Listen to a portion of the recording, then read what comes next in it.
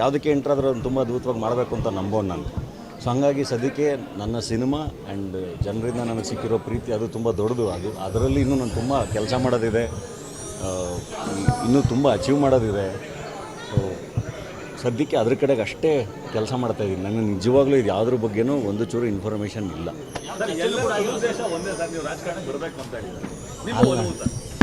ಯಾರಾದರೂ ಹೇಳಿದಾರ ನಿಮಗೆ ಸಿನಿಮಾದಿಂದ ಇವ್ನು ಆಚೆ ಕಳಿಸಿ ಅಂತ? ಇಲ್ಲ, ಸಿನಿಮಾ ಮಾಡ್ತೀನಿ ನಾನು. ಸಿನಿಮಾ ಮಾಡೋಕ್ಕೆ ನಂದು ಒಂದಿಷ್ಟು ಕನಸುಗಳಿರುತ್ತಲ್ವ, ತುಂಬ ಕನಸು ಕಟ್ಕೊಂಡು ನಟನಾಗಿ ತುಂಬ ಕನಸು ಕಟ್ಕೊಂಡ್ಬಂದೀನಿ. ಸೊ ನಟನಾಗಿ, ನಿರ್ಮಾಪಕನಾಗಿ, ನನ್ನ ಚಿತ್ರರಂಗ ಆ್ಯಂಡ್ ಸಿನಿಮಾದಲ್ಲಿ ಇದ್ಕೊಂಡೇ ಕೆಲಸ ಮಾಡ್ಬೋದಲ್ಲ. ಸಿನಿಮಾದಲ್ಲಿ ಇದ್ಕೊಂಡೆ ನಮ್ಮ ಜನಗಳಿಗೆ ಕೆಲಸ ಮಾಡೋಣ, ಆ ಥರದ್ದೇನು ಇಲ್ಲ. ಅಲ್ಲ ಸರ್, ತಾವು ಮುಖ್ಯಮಂತ್ರಿಗಳ ಜೊತೆ ಫೋಟೋ ಅವ್ರನ್ನೆಲ್ಲ ಭೇಟಿ ಮಾಡಿದ್ರಲ್ಲ, ಹಾಗಾಗಿ ಅವ್ರ ಜೊತೆ ಚೆನ್ನಾಗಿ ಇಲ್ಲ. ಅಲ್ಲಿ ಏನಾಗುತ್ತೆ ಗೊತ್ತಾ, ತುಂಬ ಸಿಂಪಲ್. ಲಿಡ್ಕರ್ಗೆ ಬ್ರ್ಯಾಂಡ್ ಅಂಬಾಸಿಡರ್ ಅಂತಿದ್ದಂಗೆ ಏನಾಗುತ್ತೆ ಈಗ ಎನಿ ಅಂದರೆ ಯಾವುದೇ ಒಂದು ಒಳ್ಳೆ ಉದ್ದೇಶಕ್ಕೆ ಲಿಡ್ಕರ್ ಅನ್ನೋ ಒಂದು ಸಂಸ್ಥೆಯಿಂದ ಒಂದು ಸಾವಿರಾರು ಕುಟುಂಬಗಳು ಇದೆ, ಸಾವಿರಾರು ಬಡ ಕುಟುಂಬಗಳಿದೆ. ಅದಕ್ಕೆ ಬ್ರ್ಯಾಂಡ್ ಅಂಬಾಸಿಡರ್ ಆಗಿ ಅಂತ ಕೇಳಿದಾಗ ನಾನು ತುಂಬ ಖುಷಿಯಾಗಿ ಒಪ್ಕೊಂಡೆ. ಯಾಕೆಂದರೆ ಅದು ತುಂಬ ಇಂಪಾರ್ಟೆಂಟ್ ಕೂಡ. ಸೊ ಅದು ಒಂದೇ ಉದ್ದೇಶ ಬಿಟ್ಟರೆ ಅದರಿಂದ ಯಾವುದೇ ರಾಜಕೀಯ ಉದ್ದೇಶಗಳು ಡೆಫಿನೆಟ್ಲಿ ಇಲ್ಲ. ಇಲ್ಲಿವರೆಗೂ ಚರ್ಚೆ ಆಗಿಲ್ಲ. ಇನ್ ಕೇಸ್ ಮುಂದಕ್ಕೆ ಏನಾದ್ರು ಆಫರ್ ಬಂದರೆ ಹಾಂ, ನಿಮ್ಮನ್ನೆಲ್ಲ ಜೊತೆಗೆ ಕರ್ಕೊಂಡು ಹೋಗಿ ಮಾತಾಡಿ ಅದಾದಮೇಲೆ ಡಿಸಿಷನ್ ತೊಗೊಳ್ಳೋಣ ಹಂಗೆಲ್ಲ ಖಂಡಿತ ಆಸೆ ಇಲ್ಲ. ಸುಮ್ಮನೆ ಡಿಸಿಷನ್ ತೊಗೊಳ್ಳೋಣ ಅಂತ ಹೇಳಿದ್ದು ನಾನು. ನನ್ನ ಸಿನಿಮಾ ಅಷ್ಟೇ. ಅಲ್ಲ ಸರ್, ಹಲವು ಮಂದಿ ರಾಜಕಾರಣದ ಜೊತೆಗೆ ಸಿನಿಮಾದಲ್ಲೂ ಕೂಡ ಗುರುತಿಸ್ಕೊಂಡಿದ್ದು ಸರ್. ಈಗ ಹಾಗಿಲ್ಲ. ಏನಾಗುತ್ತೆ ಗೊತ್ತಾ, ಟೈಮ್ಸ್ ಆರ್ ಡಿಫ್ರೆಂಟ್. ಈಗ ಎಲ್ಲದಕ್ಕೂ ಅಂದರೆ ನೀವೇನೇ ಒಂದು ಒಳ್ಳೆ ಕೆಲಸ ಮಾಡಿದ್ರೂ ಅದಕ್ಕೂ ಜಡ್ಜ್ ಮಾಡ್ತಾರೆ, ಅದಕ್ಕೂ ಒಂದೇನೋ ಹೇಳ್ತಾರೆ. ಏನು ಮಾಡಿದ್ರು ಏನಾದರೂ ಒಂದು ಹೇಳ್ತಾನೆ ಇರ್ತಾರೆ. ಇನ್ನು ಕಲಾವಿದರಾಗಿ ಏನಾಗುತ್ತೆ ಗೊತ್ತಾ, ನಾವು ತುಂಬ ಎಮೋಷ್ನಲ್ ಇರ್ತೀವಿ. ಆ್ಯಂಡ್ ಕೆಲವೊಂದು ಸರಿ ರಿಯಾಕ್ಟು ಮಾಡಿಬಿಡ್ತೀವಿ. ಸೊ ಪೊಲಿಟಿಕ್ಸಿಗೆ ಬೇಕಾಗಿರೋದು ಬೇರೆ ಮೈಂಡ್ಸೆಟ್.